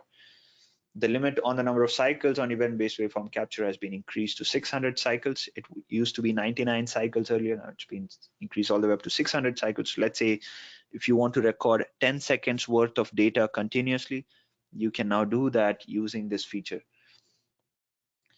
The file size is limited to 100 megabytes, but the memory depends on the capacity of the SD card. So the way this works is if you are recording for a really long time, and again, the recorded data has to be a lot for the file size to reach 100 megabytes. Typically, the file size would be, as I said earlier, I recorded last week and it was just 3 megabytes. Depending on how many waveform captures you have, it might be, let's say, 30 to 40 megabytes for a week-long recording. For it to be 100 megabyte, it has to be a lot of data. And if it gets to that level, what will happen is that a new file will be created. The MPQ will still continue recording. It won't stop recording. It's just that a separate data file will be created. But then at the end, you can merge those data files on the software to make it into a single file. So you have this option available now to merge different files together on the software. There's a CT prompt in the preferences. Now the CT prompt, if it's enabled, then you get a warning if you try to use a CT with the MPQ and the CT ratio on the CT doesn't match with the CT ratio programmed on the recorder, then it will give you a warning saying that there is a mismatch and you need to take action. That will happen if the CT prompt is enabled. If it's disabled, then the recorder automatically adjusts the CT ratio on the setup file to match with the CT that you have connected. The demand interval is separate from the RMS interval, and it goes all the way down to 1 cycle. So the RMS interval is set as per the IC standard, which says that you need to come up with 12 cycle measurement intervals, right? So the data is aggregated to 12 cycle intervals. But if you want to look at cycle by cycle data, you can do that by using the demand interval. The updates can be accessed on the Megger website. You just need to register there and then search for MPQ 2000, go into software, and you'll be able to access the firmware update and the latest version of the software. And the firmware version is 1.407. So if you do not have firmware version 1.407 on your units, please go to the Megger website and get the update to make use of all these features. So that was my presentation. Thanks a lot, and we can open for questions now. All right, thanks a lot, Venkat. So at this time, the presentation portion of our webinar has officially concluded. We'll now take some time to answer as many of your questions as possible. If you have any questions, please submit them now into the Q&A box on the right side of your screen. For those of you that are leaving, when you close the webinar window, a survey should pop up on your screen. We would greatly appreciate it if you could take a couple of minutes to provide your feedback so we can continue to improve upon our future webinars. On the survey, there's a field where you can also request a quote or a demo on any Megger products. A copy of these presentations, certificate of attendance, and a link to the video recording of the webinar will be emailed to everyone in about 2 business days. You can also view video recordings of previous webinars as well as register for upcoming webinars on our website at us.megger.com/webinars and register for our state-of-the-art diagnostic technologies for proactive cable condition assessment on Friday, October 23rd. All right, let's jump into the Q&A session. Our first question I'm going to be directing to Mr. Andrew Sagal. Andy, we get a lot of DC bus over voltage even when equipment is not running. Filter seems to help, but we still get them when the filter is on. Where would you look at for power quality issues? The transformer is already tapped down a little, but it hasn't helped.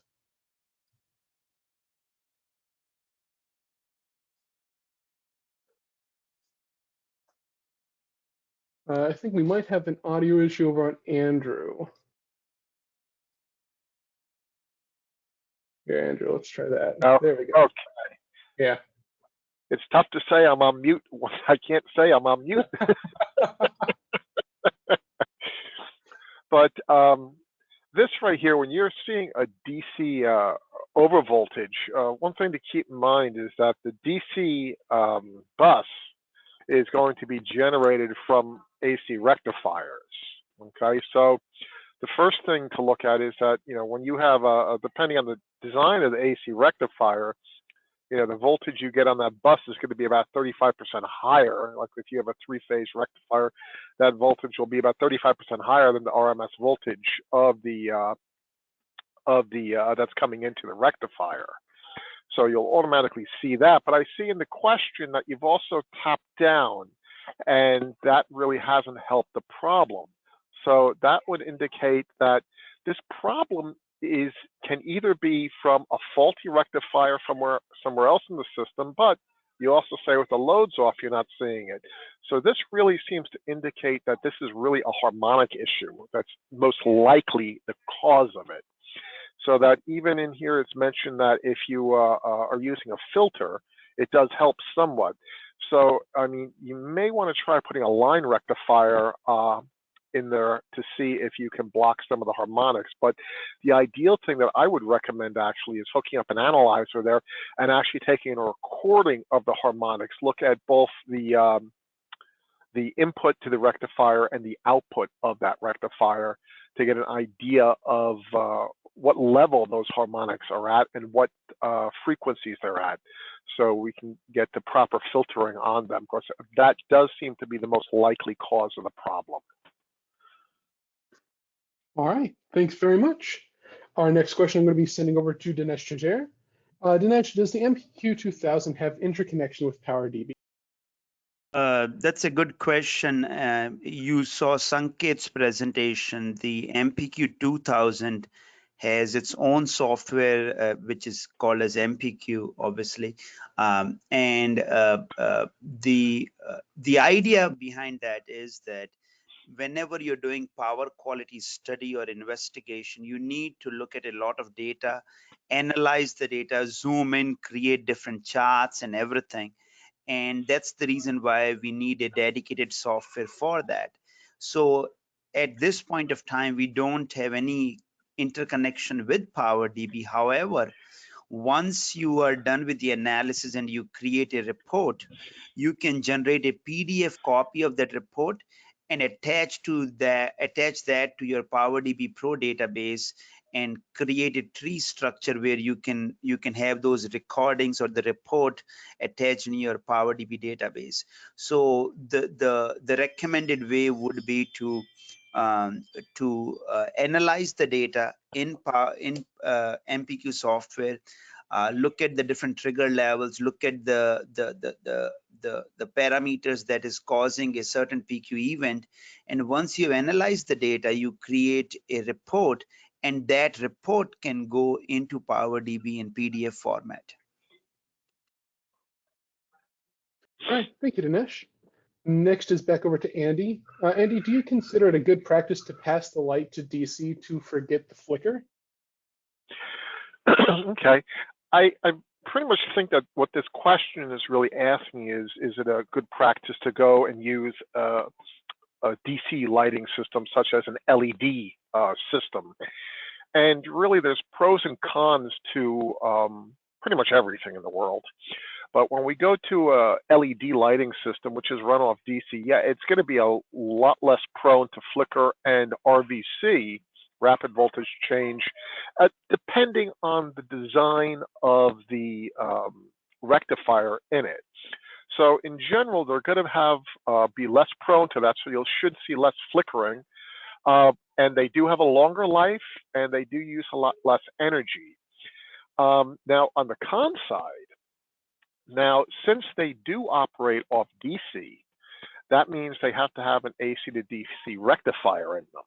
So they do create harmonics. Now, we're talking very low current here, so it's very minimal harmonics, but if you're replacing an entire facility with them, it is recommended to do a harmonic analysis before and after, because to see what impact it may have on other systems. And the other thing to keep in mind, if you're going to LEDs, is that you will need special dimmers with them. So if you're going to be using dimmers, they have to be specially designed for that LED that you're using, so it operates properly with the power supply that drives the LED. And the other thing to note about LED lighting, which a lot of people sort of don't discuss, is the fact that when you're dealing with other lighting systems, you're dealing with a full light spectrum. So you have all different frequencies in there. When you deal with an LED lighting system, you're dealing with a system that is a single frequency. So this has a couple impacts. One, it means that if you purchase an LED light, for example, let's just pick arbitrarily 40 watt, and you pick a 40 watt incandescent, the light that you measure out of the LED will be, the lumens will be the same. But the problem is that even if they have matched lumens, your perception of the LED will appear much brighter to you because it is a single frequency. Okay, and also throwing it out. So you probably want to go a little lower on the wattage of the LED if you're switching over. And the only other thing I'm going to throw out there is that there really have been very limited studies on the effects of single frequency light on the human eye. That really hasn't been done. I've heard of one out of France that was specific to blue light, which they said had some I think it caused some retinal issues, but this is just one study. So again, things we'll learn as we go along with the new technologies. All right, thanks, Andy. Moving next to Dinesh. Dinesh, are there standards for power quality? Um, uh, that's a very good question, because we run into this question all the time. And there are a number of IEEE and IEC standards that you can look at or review to kind of get a good power quality investigation done. I will mention some of the standards. So there is a IEEE 519 standard that talks about the harmonic control, and it gives you the limit for the individual harmonic as well as the THD. Then we have IEEE 1159, which provides the recommended practices for monitoring electrical power quality. So if you want to record your measurements, then you need to look at this standard. Then we also have a IEEE standard 1459, which gives you standard definitions for the measurement of different power quality terms under sinusoidal condition, non-sinusoidal, balanced or unbalanced condition, and that standard is IEEE 1459. Then if we move to IEC world, there is a standard which Sanket also mentioned in his presentation. It's IEC 61000-4-30, and that tells you how your recorder should measure different power quality terms. And based upon that, you can define whether your instrument is Class A or Class B type instrument. So that's IEC 61000-4-30. Then there are some other standards like 61004-7, which talks about how to measure harmonics and interharmonics. There is a 61004-15 that talks about how to measure flicker events. And one other I would mention is 61004-27, which talks about how to measure the imbalance in any given circuit. So there are a number of IEEE and IEC standards out there, and I just mentioned maybe 6 or 7 of those. But I highly recommend anyone who wants to do a PQ study, they should look at these IEEE and IEC standards. Thank you, Dinesh. Next over to Andy. Andy, could you please comment on the difference between unbalance and imbalance, or are they basically the same term? They're really basically the same thing. Early on in IEEE standards, it was always referred to as imbalance, and in Europe, the IEC standards refer to it as unbalance. And basically, in later times, as you look at the IEEE standards, they're adopting the terminology of unbalance. But in general, they're just the same thing, different terminology. All right. And while I have you, the next question will be sent over to you as well. Regarding to CEGRE documents, harmonic measurement is questionable at high voltage and above. How can we solve that issue? The real problem you're running into is bandwidth here, is in your measurement devices, really running into, because now you're dealing with high voltage, you're not connecting directly to it, you're going to be running through PTs and CTs. And this is one of the things I mentioned, is that they are bandwidth limited. So this will limit how high of a harmonic study you can actually do. And now when you're dealing with these high voltage transmission systems, you have new DER systems that are going in that produce higher frequency harmonics, such as solar and wind, because they're going to be using inverters with high frequency switches in them. So you are seeing higher frequency harmonics, but again, how are we going to measure them? And really, the things you have to look at is, well, two things really. is you'd have to acquire, they do make them, they're expensive, high frequency PTs and high frequency CTs that have the bandwidth to actually measure them, but you also going to have to make sure that the equipment you're using to measure them can go up to the frequencies you're looking at. Now, one of the key things you're going to be, there also may end up getting into is what's called supra harmonics. These are harmonics that go up to about 150 kilohertz. And really right now, there's no standards on them. They're just beginning, they're just really in their infancy of how they're doing it. And they're even discussing the proper methodologies of how to record them. Because even with this type of thing, you can get induced signals in the line at those frequencies. So there is still a lot of work to be done in this range, but again, the limiting factor is the CTs and PTs and the equipment. So whatever you're trying to do, harmonic monitoring of high voltage, you're going to need to determine how high frequency you want to measure up to and verify that the PTs and CTs can have the required bandwidth and the equipment you're using has it as well. All right. Next is over to Sanket. Sanket, when can files be renamed? During recording, before recording, or only after recording? So if you are talking about data files, the data files will be created once the recording is complete, and the default name is tests followed by the number, and you can rename those on the recorder by hitting the scope mode shortcut key.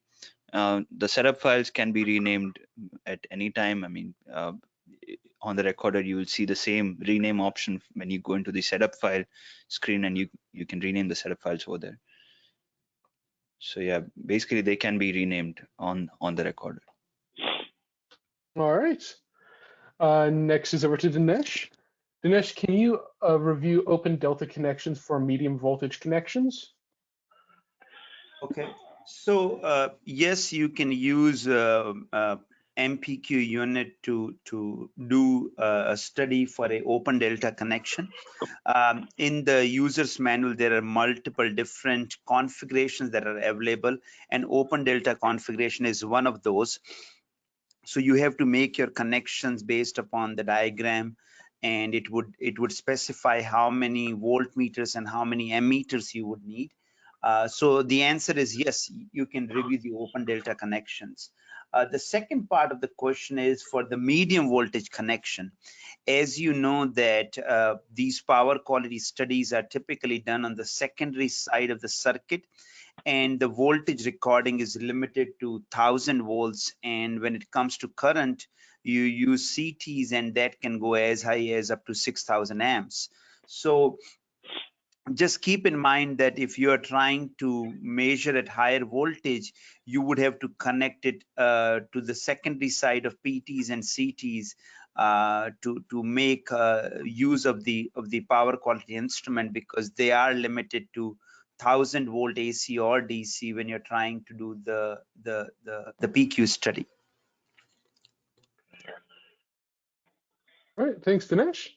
Next over to Sanket. Can the MPQ be time synchronized to other monitoring or control systems? So there is an option that I mentioned earlier which said clock hour orientation. If you run into this situation, you can use that particular feature where the data timestamps are synchronized with the recording intervals.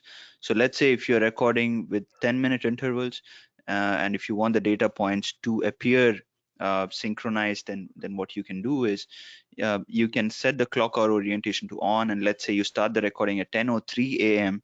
What will happen is the MPQ won't start running the test until 10:10 a.m. and then you get your first set of values at 10:20 a.m. So you have then all your RMS data points will be at 10:20, 10:30, 10:40, so on and so forth. So that gives you a certain standard format as far as data timestamps are concerned, and that helps with synchronizing with other systems or with data files from multiple recorders. So let's say if you're recording data in multiple locations, you can compare data files by comparing the data points recorded at the same times. Also, can I just add to that? Sure. Is that you also have the ability, if you are going to be monitoring online remotely, you can also set it up so that the MPQ will automatically time sync to your network.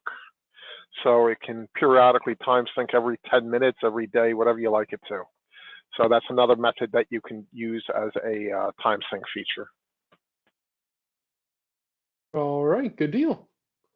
And we'll move on to our last question here. Andy, can a power quality study distinguish the power quality issues discussed previously that may require a harmonic filter solution with a periodic surge being introduced in the system that requires surge protection devices? Absolutely. Whenever you hook up a power quality analyzer, we want to make sure that we record all the necessary data. So typically with our units, when you select one of the default setups that are in there, you're going to be recording everything. So it's really not an issue. You can really just start recording with them. And when you do that, what you'll see is you're going to get all their harmonics. You'll get your interharmonics. You'll get all your swells, sags, transients, rapid voltage changes. Everything occurs, you'll get on there total harmonic distortion, total demand distortion. And when we look at them, now it's coming down to analyzing that data. And it's pretty simple to actually see what problems are causing something, okay?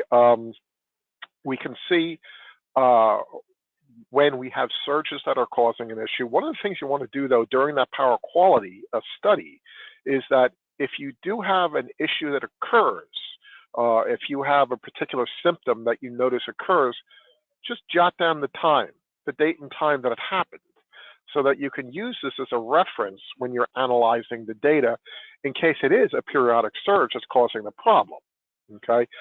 Otherwise, you know, you very well may be having problems due to